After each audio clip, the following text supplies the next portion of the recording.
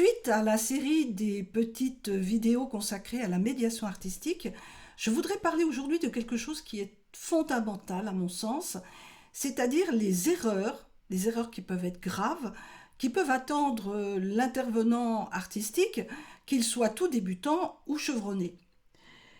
Je veux parler de la séduction, la tentation de la séduction, qui peut mener jusqu'à une certaine perversité. Alors perversité a l'air d'être un mot fort, mais je pense qu'il est adéquat. J'ai assisté, rarement, mais c'est arrivé, à une entreprise de séduction qui a mené à cette perversité et qui a donné, en fait, qui se manifestait de plusieurs manières. La première manière, qui est la plus anodine, c'est le fait de montrer aux stagiaires comment il faut faire. Alors bien sûr, on peut montrer un geste, une intonation ou un état émotif, enfin, on peut montrer, mais un tout petit peu.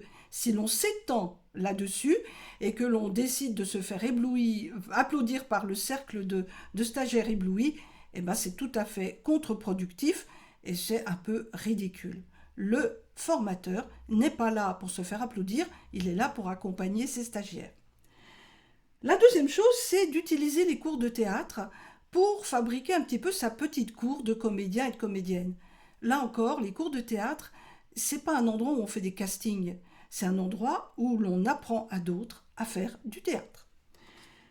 Ensuite, en descendant le stagiaire, là on va de plus en plus grave, en lui reprochant une erreur qu'il a faite, et tout en lui faisant une explication circonstanciée sur ce qu'il aurait dû faire, et surtout sur ce qu'il n'est pas capable de faire. C'est très facile, depuis notre place de formateur, de formatrice, d'intervenant théâtre, de voir ce qui ne marche pas. Mais une explication assénée sans précaution, au vif de l'événement, peut être une entreprise de démolition terrible, d'autant plus dévastatrice qu'elle est montrée devant témoins.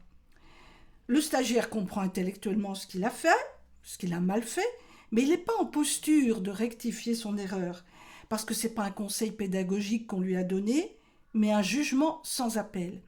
Et j'ai connu de nombreux comédiens, enfin de nombreuses personnes, qui ont arrêté de faire du théâtre ou qui sont venus dans mes cours parce que, eh bien, je n'avais pas en tête cette démolition terrible. Et puis surtout, ces personnes-là qui ont été blessées ont souvent un préjudice énorme qui a été occasionné sur leur estime de soi.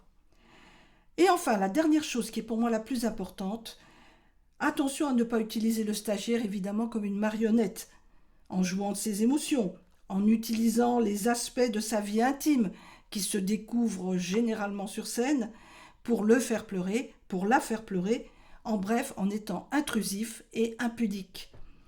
J'ai eu la malchance, rare certes, mais ça a existé, d'assister à ces viols déguisés en recherche ou en accompagnement. Ils expliquent ma répugnance à jouer de la relation transférentielle qui peut apparaître entre stagiaires et formateurs, et partant à utiliser des déclencheurs d'implication trop personnels. En bref, en conclusion, le stagiaire est dans une posture de fragilité. Il est tout nu sur le plateau, il est confiant. Il peut être alors tellement tentant de se laisser aller au penchant de prédateur ou de prédatrice que nous avons tous et toutes bien ancrés, et de se laisser aller à de savoureux et cruels jeux psychologiques. Il ne faut pas nier ce danger, il faut y faire face. On est dans une époque où justement on rend compte de ces grosses problématiques de séduction, de metteurs en scène, etc. sur le plateau. Il n'est pas normal de souffrir sur scène. Il n'est pas normal d'être humilié. Il n'est pas normal d'instrumentaliser les stagiaires. Malheureusement, l'imagerie qui entoure les métiers de la scène nous montre encore trop comme un passage obligé une relation de séduction entre le metteur en scène et ses comédiens. Allez, bonne méditation là-dessus et bonne journée.